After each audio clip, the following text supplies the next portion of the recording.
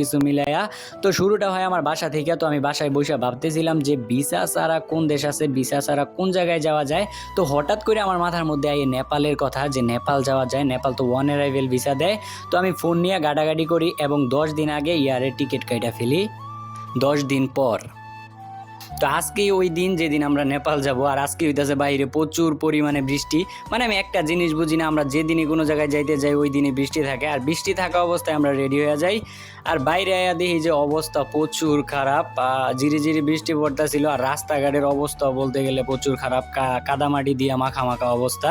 তো আমরা সিএনজি স্টেশনের মধ্যে আইসা পড়ি, আর এই জায়গা থেকেই একটা সিএনজি নিয়ে চলে যাবো এয়ারপোর্ট। আর সকালে যেহেতু নাস্তা করি নাই, তো আমরা কলা রুটি দিয়ে নাস্তাটা সেরে নিলাম। আর দেখো কি পরিমাণে বৃষ্টি হয়েছে, রাস্তার এক সাইড পুরো বন্যা হয়ে গেছে। আর অবশেষে করলাম আমরা ফ্লাইট মিস। জীবনের সবচেয়ে বড় ভুল করছি আজকে, ঠিক আছে? তো বের হইছিলাম 2 ঘন্টা থাকতে, কিন্তু রাস্তার মধ্যে জ্যামের কারণে সত্যি কথা বলতে দোষটা আমারই ছিল, কারণ আমি আইলসামি করতেছিলাম আর কত বৃষ্টি ছিল, এইটা হইতেছে মেইন কারণ। তো আমাকে এইটার লাগিয়া কিন্তু $20 কইরা $40 দুইজনের জরিমানা দিতে হইছে। দিয়েছে এই যে জরিমানার কাগজ, দুইজনের $20 কইরা $40 জরিমানা লাগছে।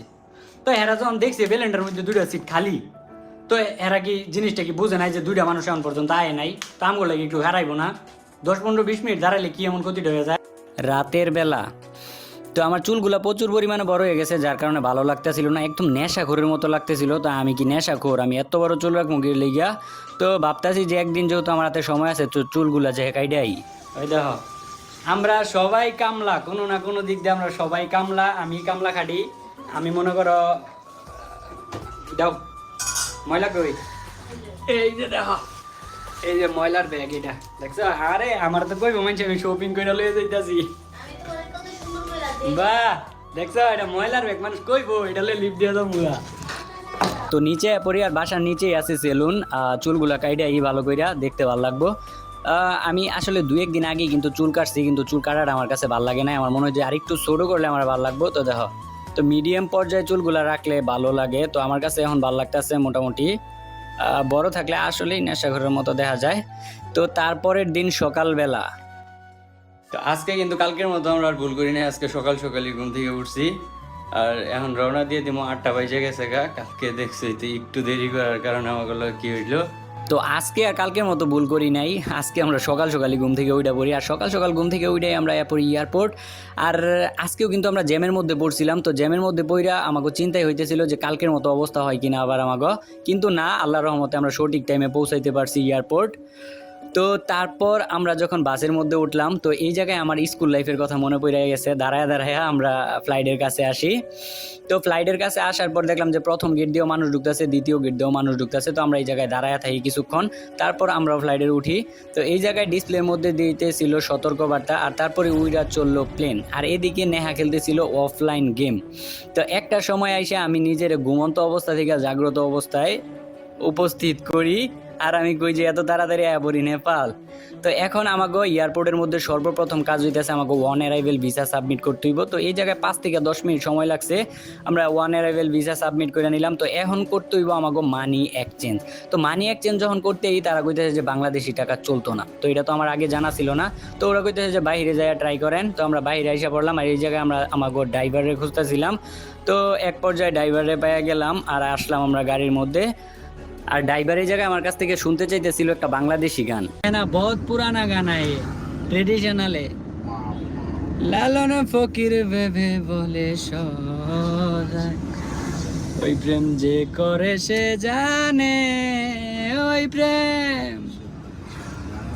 ए क्या क्या बोला मैंने, समझा आपने?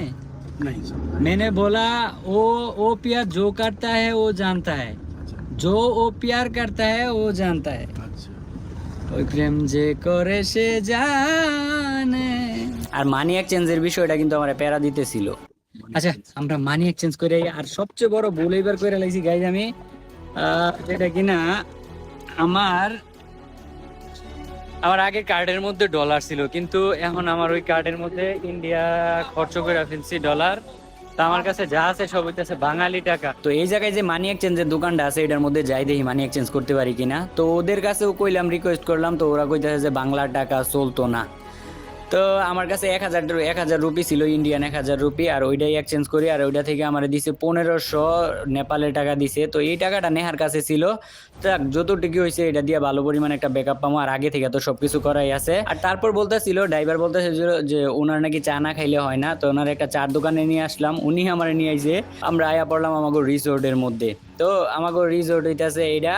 তো এখন আমাকে চেকিং করতে হইব, চেকিং করে আমাকে রুমের মধ্যে যাইতে হইব। তো বিয়ার মধ্যে কাবিন নামার মধ্যে যেমনি সই করছি এই জায়গায় সই করে আমরা তারপর হোটেলের রুমের মধ্যে আয়া পড়ি। আর হোটেলের রুমের ভিউ তোমাকে যদি দেখাই, আমি যদি তোমাকে এই দিকে লইয়া যাই তাহলে তোমরা দেখতে পারবা কুল আজকা ডিনার। বুকে বলবো আমি এ কথা কে মনে, আমরা এখন দাবার সাইরা নেই, কিছু খাবার খাই আর কিছু খাবার ফ্লাইটে যায় খামো, তার লেগে রাইখা দেই। আর এইখানে একটা